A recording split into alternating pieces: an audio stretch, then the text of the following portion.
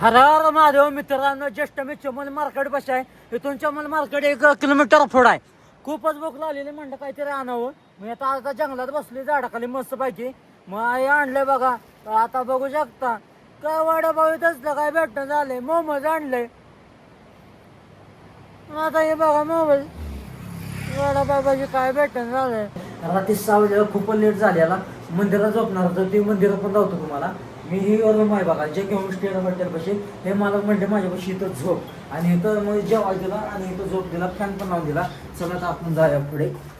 हे बघू शकता आपली हॉटेल आहे आणि आपली बोले बाबा ओम नमः शिवाय. चला आता तुम्हाला गाव पण दावतो. हे बघू शकता गाव. आणि आपण इथं जाणार होतो बघा खाली, ते पुढं मंदिरात तिथं झोपणार होतो. आणि हे हॉटेल बघा, जे के होम स्टे, सगर जिल्हा चमोली. हे मंदिर होऊ शकता संकलेश्वर महादेवजी. आणि हे गाव आहे बघा. त्याला तर खाली मंदिर आहे. आता मस्त चहा पितो आणि इथनं निघाय पाहिजे लवकर, कारण ते 4:30च्या पुढं सायकल चालवायची नाही. हे आपले सायकलीचं एक काम करून घेतलं पाहिजे आज. तो हॉटेल आहे बघा, त्या दादाने मला काल सांगितलं.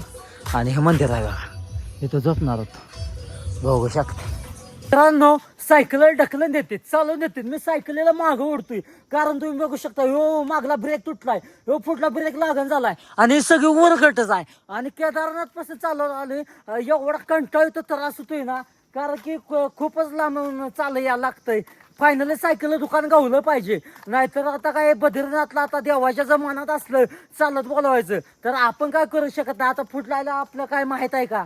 म्हणजे गाव उत्तराखंड मध्ये पडतंय. तुम्ही बघू शकता, मी इथं जाताना एवढं भारी वाटलं ना, मी सायकल साईडला थांबवली आणि नुकतं बघत बसतोय. अजी 5-10 मिनिटात जे वातावरण बदलतंय ते फुटलं काय दिसत नाही. आता हे बघू शकता, एवढं बारा गाव आहेत ना, बघू शकता इकडं नदी. चला तर आपण पुढे जाऊया. आणि इकडं पण छोटंसं गाव आहे ते.